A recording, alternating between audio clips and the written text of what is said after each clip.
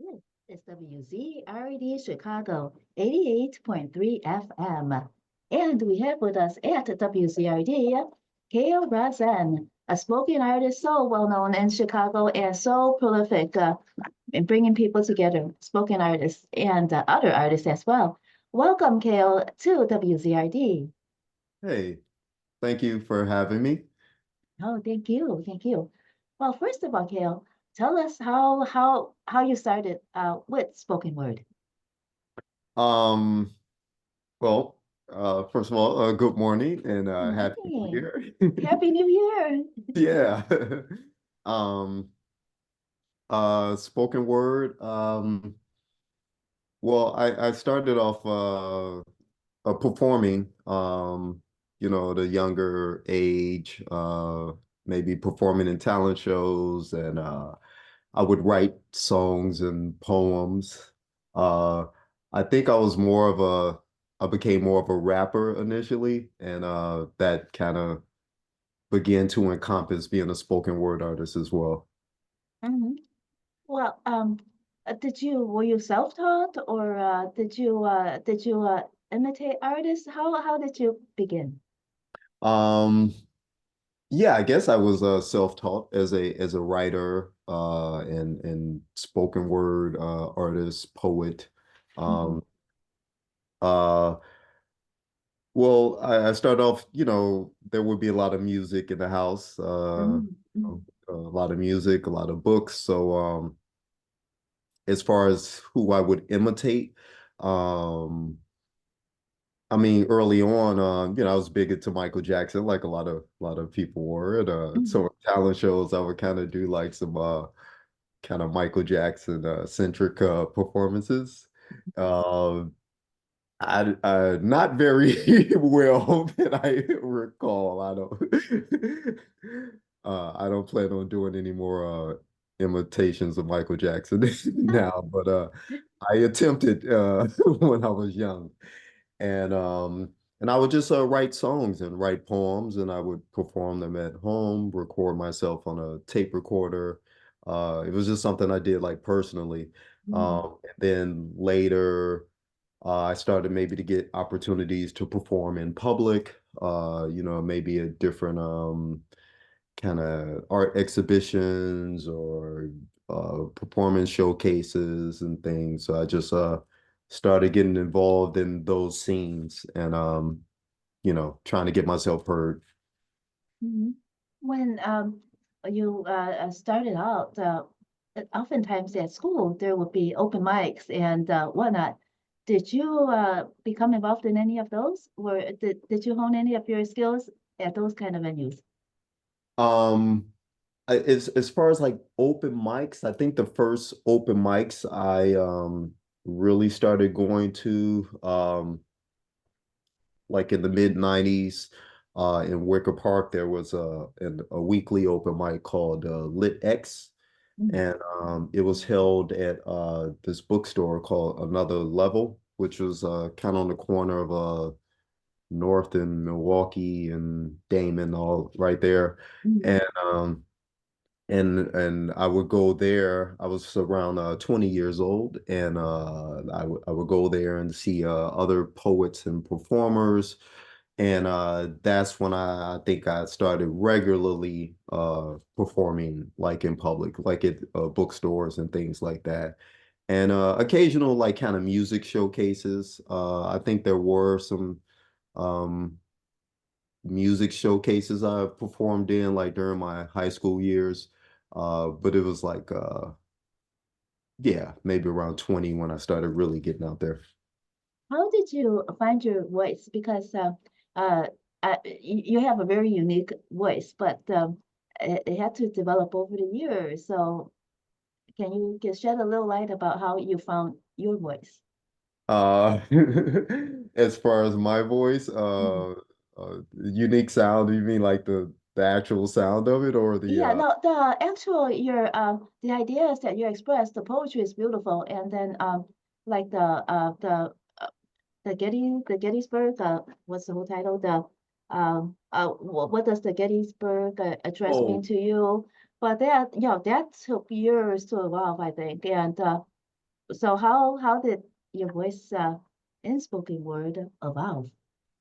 Um, well, I think initially like being part of like the kind of hip hop scene, Mhm. a lot of my writing was more like for like rap songs or kind of more hip hop centric kind of spoken word. And so some of it was kind of like hey, I'm a dope rapper, yo. So, Mhm. try to, be witty and have like, metaphors and and try to say things that would like catch people's attention like as a rapper. And then I began to speak about, myself and, personal things in my life. There was writing definitely that was more about me specifically. And then also speaking about maybe social issues like from the perspective that I see things and so kind of wanting to lend my voice to speaking on things that are going on. And there's also a lot of like just kind of like stream of consciousness kind of writing as well that kind of picks from all those different areas, personal, political, um, battle rap kind of stuff. Mhm. You were also a professional dancer at one point. How did that career help you in your performance? Um, yes, I do I am able to say that I was a professional dancer. Um, I was a backup dancer in this uh kind of like Middle Eastern base belly dance troupe at Alhambra Palace. Um, and that kind of I just kind of got that opportunity because I was in like this weird and wacky play. And I met some of the dancers that were in a play, and one of them said, "Hey, they need someone to perform at Alhambra with these girls and stuff." And the people that were already performing there, they were more like seasoned dancers in their particular like styles and everything. So that was definitely a new experience for me. I mean, I was, a performer, spoken word performer, musician, maybe performance artist, but like being part of like learning like dance choreography and just kind of seeing the show come together as we would plan it. I really learned a lot. Wearing different outfits. Sometimes there were themed shows, maybe like a Christmas show. I was Santa Claus a couple of times. Uh, but I was mostly like a backup dancer for the main performers, which were like the girls that were more like the feature performers. And we would have group routines as well. Um, but yeah, that was something I just kind of something that was offered an opportunity and I kind of took it. It was definitely Mhm. out of my comfort zone, but I learned a lot and I would say it really kind of uh, helped me grow as a performer overall and just kind of seeing a show come together and being involved in that. That's when we attended your what does the Gettysburg Address mean to you? And we saw how you put the stage props together and the dance and the backdrops. I, I'm kind of assuming that your experience as that professional dancer and seeing them stage their dance kind of helped you as well. Oh no, yeah, definitely, definitely. I do have like a little kind of dance sequence where I'm dancing with the American flag as part of that. That was the LGA show, Lincoln's Hmm. Gettysburg Address, Hmm. and yeah, so definitely that was definitely inspired from my experience as being a backup dancer for the the dancers at Alhambra Palace. Great experience. I met a lot of people that I still know, have friendships with, and um, and I've met a lot of other dancers through the scene. So sometimes when I have performance events, I there are some of the dancers that I know that are part of these events. So I don't necessarily dance in those type of shows anymore, but Hmm. I definitely appreciate being part of that scene and just learning more about these different cultures that a lot of these dances are from, and meeting people from like all over the world, and maybe learning a couple of new words here and there, you know. Mhm. Yeah, you're definitely very, very multicultural. But uh, when there was something that when you were in the spoken word scene and rapping, was there what was the competition like among Blacks, Latinos, and white artists for public expression and recognition?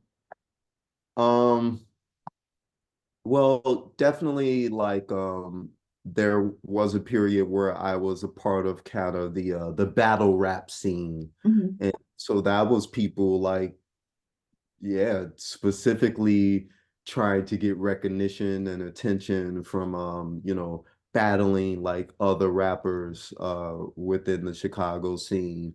And depending on, maybe what neighborhood you're in, um you might battle rapping like in Englewood was different maybe from battle rapping like in Wicker Park, so Hmm. yeah, so there were different like kind of, environments due to the segregation of the city and stuff. Hmm. Hmm. But I guess when during the battle rapping, you kind of found your voice, right? But because I know that there was a competition, but it seems as if the best work would be based when you actually find your own true voice rather than just competing. Isn't that kind Um, of true? um, well, that's something I kind of wonder about a lot. I don't battle rap anymore necessarily. Mm, Though, there are the occasional new like songs where I'm kind of they're the more maybe ego centric, because that's just mm, kind of part of the hip hop culture, mm, kind of that self affirming and kind of a little, braggadocio. So but see, being a part of the battle rap scene kind of was like the initial thing to kind of help you find your singular voice, because you're kind of saying, yo, this is me, this is who I am. It's more ego based, but it is kind of like you, like kind of like saying, no, no, I'm here. And, um, so, but eventually it did become maybe more important for me to kind of just talk about things from that like kind of non-ego based perspective, and just kind of like taking this experience of life in, and then kind of really putting it out in a way that's like authentic, I guess. Well, we saw that in your Gettysburg Address show. Mhm. How has that show, what does the Gettysburg Address mean to you, evolved? So the LSGA Lincoln's Gettysburg Address Mhm. show that is was presented by this nonprofit organization called Non-Op. Um, and they for about like the last 10 years they presented like public like kind of performances and things. And I was commissioned by them to be in a couple of different performance events. I got to perform with them first in 2021 Mhm. in two different kind of like plays. One was kind of like a one-man performance that was based off a Samuel Beckett writing, and that was kind of me kind of performing based off the text from Samuel Beckett. And then another performance was the Gas Heart that had like a whole ensemble of performers and musicians. So we performed both those shows 2 nights in a row in 2021. So Nana commissioned me to be a part of that.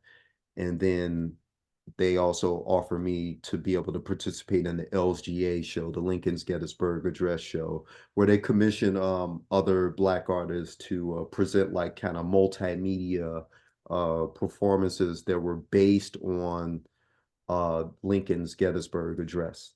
Mm, mhm.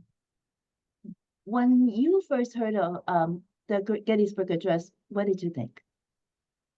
Mhm. Well, I mean, I first heard of it, at some point during grade school. Mhm, I don't know that, maybe other than the initial kind of thinking about it whenever it was presented in school.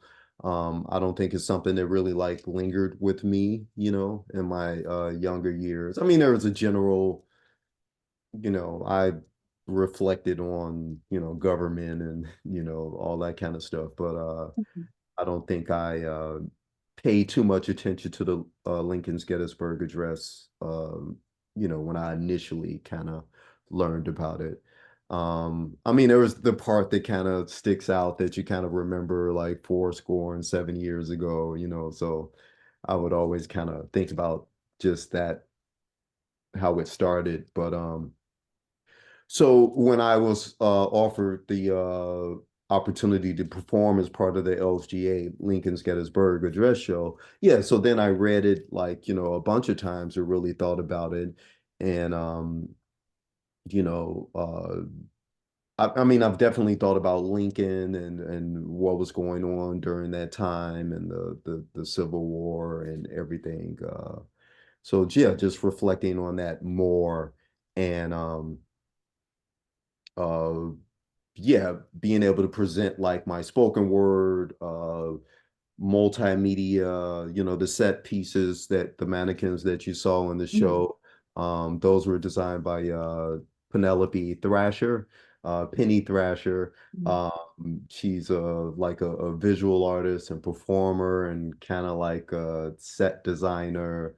And so I reached out to her to help me create like a set that had like these mannequins, these kind of characters that inhabited this kind of world that I was kind of like presenting with the video and then my performance and everything. I who's the creator of the show? Because it seems as if almost every part of the show you were like either narrating or performing, and who was the person responsible for bringing it all together?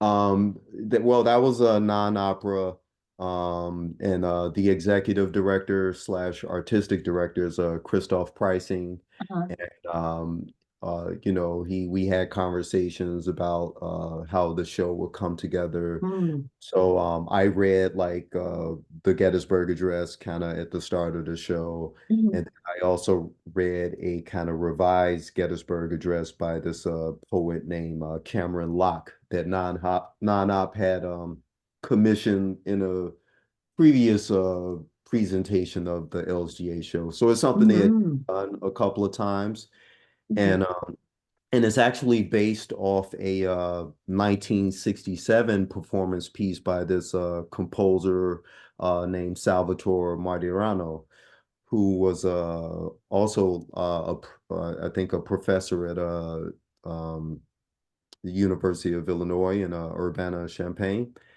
And he worked with some people might know about John Cage, who was a composer that was down there in Urbana-Champaign as well. So even just that kind of like legacy and that lineage of these performance art events. So mhm, John Cage put together a performance art event in 1967 that Salvatore Martirano had like this multimedia kind of performance that was anti-war, and so that was kind of intense and had all these visuals and had this guy wearing a gas mask and mhm, reciting these bits from the Gettysburg Address and things like that.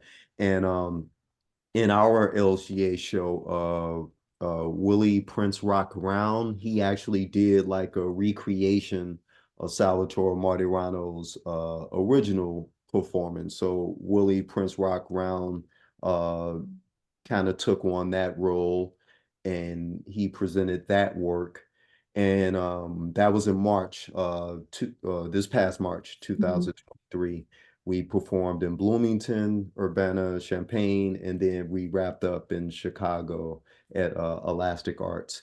Mhm. So we're presenting it again on February 17th at the Mhm. Logan Center Yes. in their penthouse space, and then also March 10th at Epiphany Center for the Arts in their sanctuary space. So it's going to be like a multimedia performance event where we're also, I will also read the Gettysburg Address. So that will be kind of be the theme, and then there will be like the four different like performance pieces by the artists that were commissioned. Willie Prince Rock Round doing a recreation of the original uh, LSGA Lincoln's Gettysburg Address piece by Salvatore Martirano. Me doing my piece, which was called Fate of the Union Address. Then also AJ McLennan, her piece or their piece was All the Pretty Horses. I believe that was the title. And Janelle Davenport Pleasure, her piece was called The Score. So these like four different like kind of performance art pieces presented by like these different like uh, poets slash performance artists. It's a really great show to see. It's a great lineup, and I'm glad that we're doing it again in these other spaces, Logan Center and Epiphany. Mhm. Yeah, it was such a wonderful show, and it's worth even seeing again. There's so many different depths and levels to it. We really loved it. Yeah, As I think it's definitely a show that people should see again because there will probably be some tweaks. I don't think it's a guarantee that the most of the pieces are going to be the perform the exact same way. Mhm. There are definitely things going on in the world right now that I kind of feel like I would want to kind of address in that show. So it is worth seeing again. There might be some new surprises for people that already checked it out.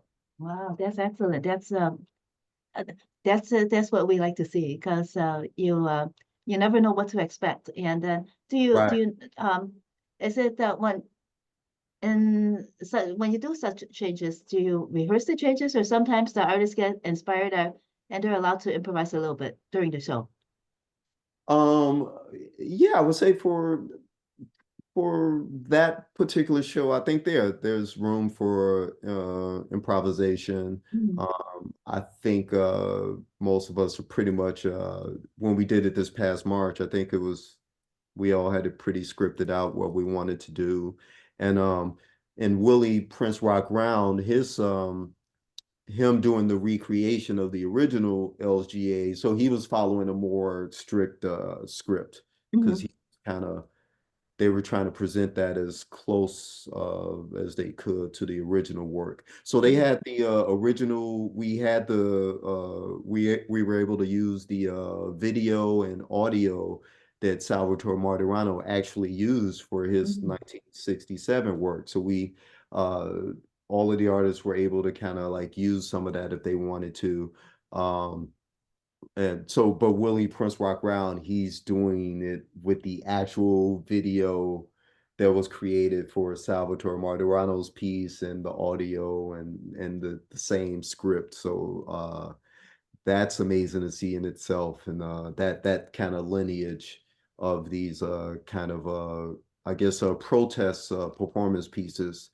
And I definitely appreciate non-op kind of commissioning me to be a part of that and to be able to put something together that uses my spoken word, uses my hip hop, uses this kind of video work, collaboration with Penny Thrasher for the set. And yeah, it was really fun, Mhm. a fun project to be a part of, and I'm excited to do it again. Absolutely. Did you have to apply and to get commission, or was it did they know about your work and reached out to you? Not up. Well, non-op, actually, a friend of mine, Cal Gregory Price, Mm-hmm. he recommended me to non-op, Mm-hmm. because I think they were looking for artists that had kind of like a political kind of lean to their writing and performance work. So Cal Gregory Price, who had worked with non-op a few times before. He recommended me.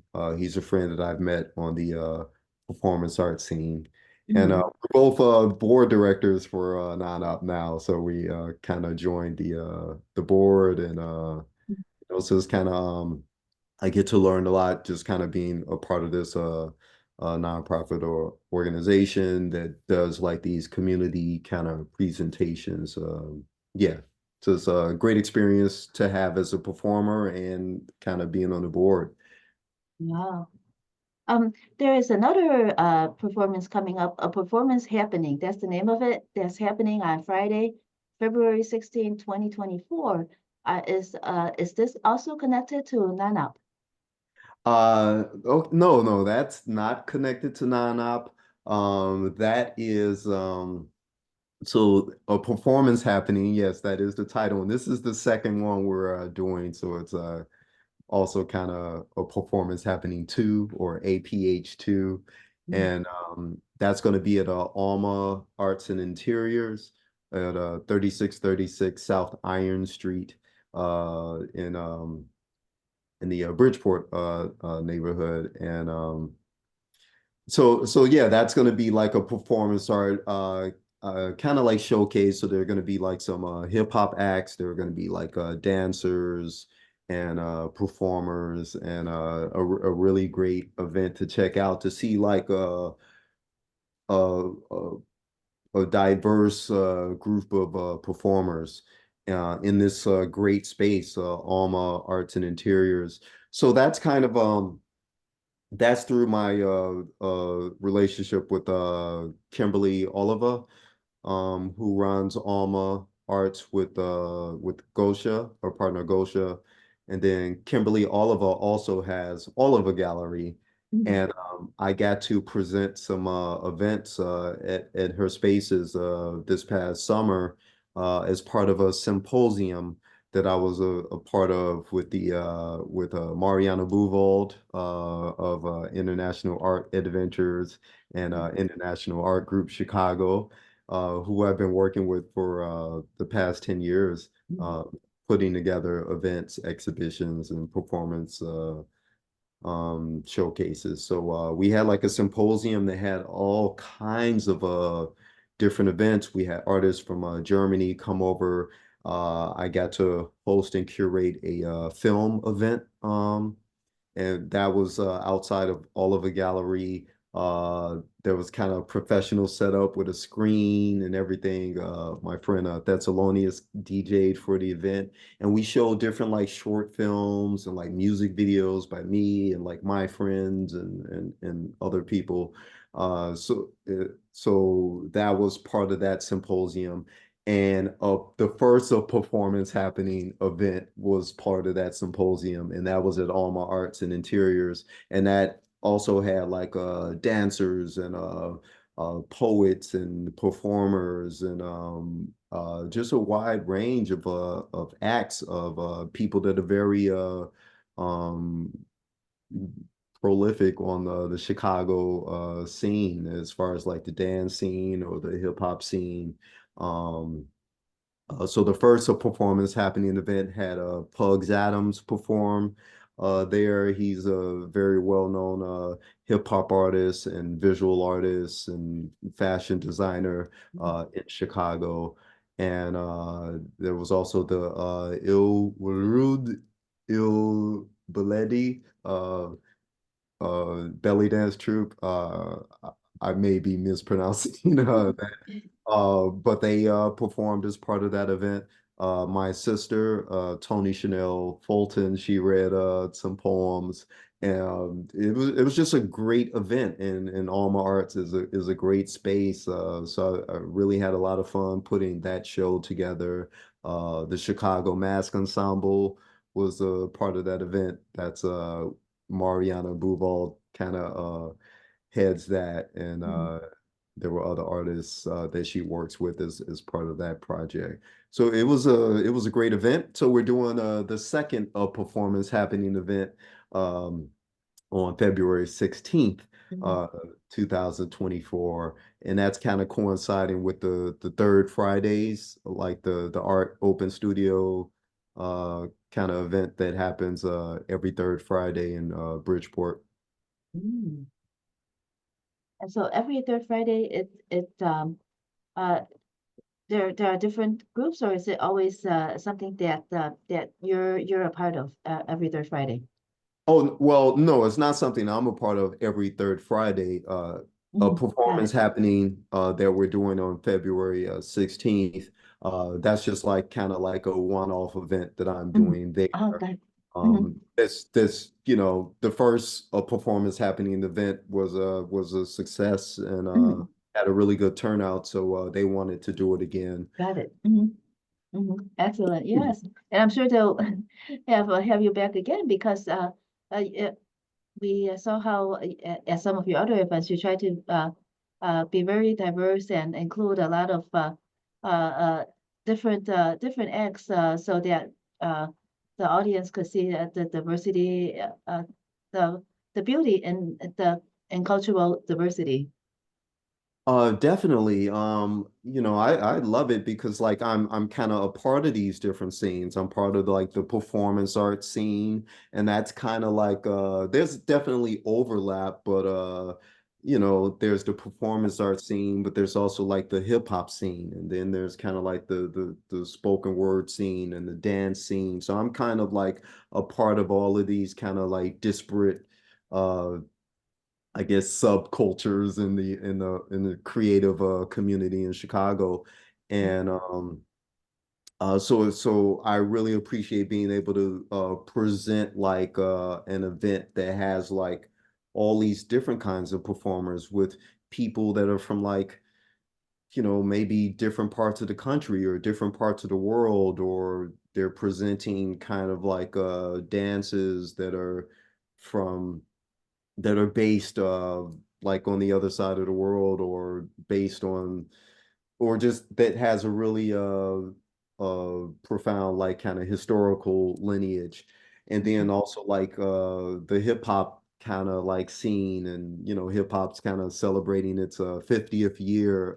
Well, we're 2024 now, but 2023 was kind of acknowledged as the 50th anniversary of hip hop. So a lot of the events that I presented in 2023, that was kind of like part of it, kind of acknowledging like hip hop, and also the Chicago hip hop scene. And also 2023 was also the 30th anniversary of the Nacrobats hip hop collective. Uh, that's a crew that I joined in 1995, but they were founded in 1993 by Pugs Adams, who I mentioned earlier, and Thessalonius, who I mentioned earlier, at Kenwood Academy High School. So it was like a hip hop crew that they kind of started, that grew to kind of encompass people like from all over the city. And there was kind of like a maybe the core kind of members, but it like there were so many people that were like became a part of like Nacrobats over the years, and they've What are all what are some of the neighborhoods that were of the performers that were involved in acrobats? um uh Englewood, I would say was like the where like the core was founded. Pugs and Thessalonians Mhm. lived in Englewood, and then when I joined in 1995, like 2 years after they first founded it, but I lived in Englewood as well, and so I guess that kind of was where the core was founded, but it grew to have members from all over the city. you know, I didn't even meet, I don't even know if I like met everyone in person that was part of the Nacrobats crew. Um, and a lot of kind of like important names or people that are involved in different things in Chicago or the hip hop scene have kind of some connection to the Nacrobats crew. Um, yeah, so I'm really proud to kind of be a part of that. So 2023, we're able to celebrate like 50 Mhm. years of hip hop, 30 years in acrobats. So Wow. even if I had an event that had dancers and all that kind of stuff, I definitely was presenting that as well, hip hop alongside these other kind of performance mediums, you know. Mhm. And you mentioned earlier that you brought different parts of the world together and different parts of the country. Could you give us some examples of the different parts of the country and the different parts of the world? Oh, okay. Like for some of the performers that I Mhm. work with. Yes. So Il Warud, Il Beledi, like the dance troupe that performed at the first performance happening event that I had in July 2023 at Alma Arts. Um, like the members within that troupe, some of them are from like out of state, you know. I can't like I don't have their Oh, that's bio. okay. Right. But they also uh like one of the members also performs like as part of other troops or solo with a more like Indian dance based style, you know. But then she's part of the Il Rud Il Beledi troupe where they do kind of like more I guess belly dance or rock sharky is kind of what it's also known as, I think, which translates to dance of the East or something like that. So their performance is based on these kind of dances that are from like you know, the Middle East or India or you know, just other places around the world. So you'll have like that aspect. And then the Chicago Mask Ensemble, Marianna Buchwald is from Germany, you know. She's a performance artist and visual artist and curator. So having her involved, and she's also the founder of the International Art Group. And you know, and I've traveled with her to Germany for like a summer kind of residency, Mhm. and we got to perform in different places in Germany, and I had that experience, and you know, being in Germany and kind of thinking about like the history and things that happened there, and meeting people from there, and knowing Mariana and us working together. So that kind of relationship of like this German-based artist and me as this Chicago, well, not German-based, but from Germany. Mariana's from Germany, and Mhm. me being a Chicago-based artist, and her being a Chicago-based artist now. And bringing our different experiences together. So if we like work together to present an exhibition or a performance event, it's already gonna her network of artists that she knows and who include people from all over the world. They're going to be a part of it, presenting their perspective and their work. And I'm going to include like maybe Chicago artists that I know, like hip hop acts, and them telling their story, and then like maybe the dancers telling like their story or telling these uh, or having performances based off stories of things that happened in the past and like the dance performances. And so I think it just pulling from these kind of different places around the world and like these different experiences. I really think about that, like you know, art for the world, I guess, and Mhm. performance for like the world. Mhm. Definitely, definitely. You have a lot of knowledge about this and bringing people together of different cultures. Do you teach? Yes, I do teach. I am an educator, and yeah, so being an educator, I get to kind of work, you know, Well, for the last couple of years, I've been like a substitute teacher, so I got to work in like different schools all over Chicago. So depending on like what neighborhood or what side of the city, there's a different maybe demographic with the students and and or the teachers and staff and such. And lately I've been working at this Hebrew school where the kids most of the day are learning or have Hebrew based lessons, and then I work there as a tutor in the afternoon. So even just kind of um, being in that environment and being exposed to their culture and their kind of perspectives is a new experience for me.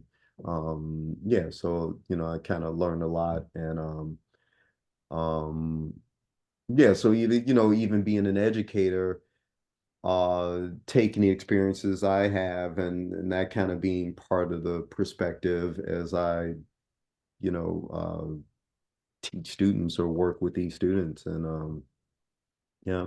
Are you able to, in your role as an educator, are you able to share some of your knowledge about performance and spoken word with your students, or is that doesn't jive with the lesson plans? Well, it depends on the capacity, the exact capacity that I'm working in. Mm-hmm. Uh, I've worked as a substitute teacher. I've worked as a teaching artist. I'm working kind of as a reading and math tutor now at these Hebrew schools now. So it depends on the capacity. And in my when I've been hired as a teaching artist, that is definitely I've definitely been able to bring my performance experience into that. I've kind of subbed and taught like some kind of improv classes. I've taught some dance classes with young students, and so definitely bringing my performance experience into that. Mm-hmm. Um, and then as a teacher, I think you kind of have to be a performer in a way, you have to be on. Um, so, especially if you're working with younger students and you want to make, the lessons kind of exciting for them. So maybe there's going to be more of that performance aspect. Mm-hmm. Yes, definitely. And when you said that you were a teaching artist at one point. Are you going to be doing any of that soon, or it's hard to tell? Because I'm sure that our listeners would love for to learn from you, and also for their for their kids to learn from you. Is there any chance of that? Um, yeah, I think at some point, when I'm the teaching, when I've been in the capacity of a teaching artist, that's been mostly like taking on maybe a certain, um, they're usually like maybe 8 week kind of program, Mm, maybe 16 weeks. Sometimes they're the whole school year, but I haven't taken on a teaching artist project that was like for the whole school year. And I've done like some that were like, 8 weeks or 16 weeks, or I've subbed for a lot of other teachers. And that was kind of more of a maybe I guess part-time kind of like side kind mm, of gig. So depending on as far as like things are kind of seasonal for me, mhm, so during the school year, I'm working on these different capacities as a teacher. During the summer, I'm working as a boat captain. And then throughout the year, I getting performance art commissions or projects where I'm putting together shows and things like that. So mhm, I might not always have the time to take on like a teaching artist program, depending mhm. on what else is going on. Right. And there is a lot going on. Yeah, Um, yeah. when you have your stage name, so could you explain to our listeners your stage name, Kao Ra Zen? Okay, yeah. My stage name is Kao Ra Zen, and so that's like Kao. space RA space ZEN. And a lot of people call me, KO. So it's kind of like a nickname, just KO. But yeah, so Kao Ra Zen is kind of like a name I came up with, and a lot of it was inspired from like a lot of things that I was kind of like reading. There's the kind of Zen in there, so I was reading kind of a lot of like Eastern philosophy kind of books, and learning about Buddhism, and maybe learning a bit more about yoga, and maybe trying to eat a little healthier. So it just kind of, so a lot of the reading was like these kind of like Eastern philosophy things. So I think like the Zen, and then like the Ra's kind of like you know um the Amun Ra, there's the like Oh, a Egyptian sun god. mhm, My previous rap name was Apollo. So I was known as Apollo for a lot of years, and that's, mhm, the Greek sun god. mhm, So a lot of people knew me as Apollo. And when I wanted kind of like a different name, but I kind of like just took part of the name from another kind of sun god from the kind of like Egyptian mythology. mhm, And the KO was kind of like chaos in a way. mhm, And that's also from like some things I was reading at the time, and so it was inspired by some of that. Even though when I was a lot younger, I had another rap name for a while, Kid Chaos. So even kind mhm, of bringing that back in. So I think even in that name, Kao Ra Zen, there's things to pull from like these different kind of cultures or different things I'm reading, and so I think it's just kind of like intrinsic with me to kind of do that. mhm. Oh, it's like putting together poetry. It's sun god overlooking chaos and peace and Zen. Yeah, yeah, yeah, yeah, yeah, yeah. Oh, okay. Kao Ra Zen, thank you so much for joining us on WZRD Chicago 88.3 FM. If our Mhm. listeners want to learn more about what you're doing, where should they go and to learn more about you?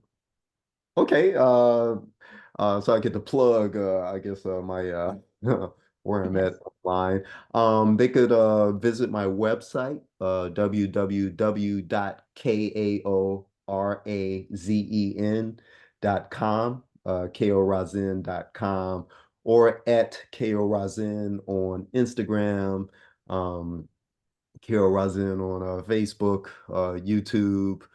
They could check out a lot of my music videos and clips from performances on YouTube, and at Carol Razin on X, which is also Twitter, I guess, or whatever's going on there. But yeah, yeah. But go to my website. I All worked hard right. on it when I first put it together.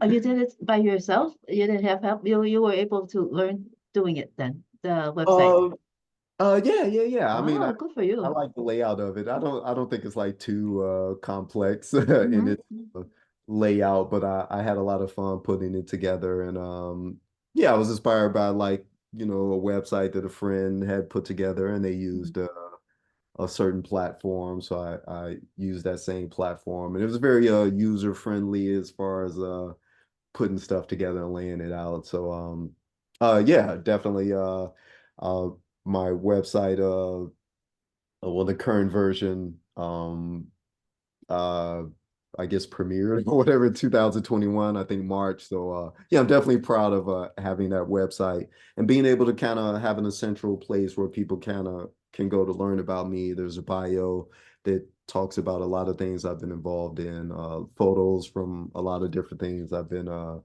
part of, or Instagram. That's another good place to check me out. So your website came out in 2021. Was it on account of uh, after the pandemic or during the pandemic that you had a little more time to actually concentrate on putting a website together? Yeah, yeah, that was definitely part of it. And also I had just graduated a few months before that from the School of the Art Institute of Chicago. Mhm. Uh, I got like my bachelor's in fine arts, and so I going back to school after to finally get my BFA after being in school like on and off for like a lot of years, and so after I graduated, I definitely wanted to put a website together.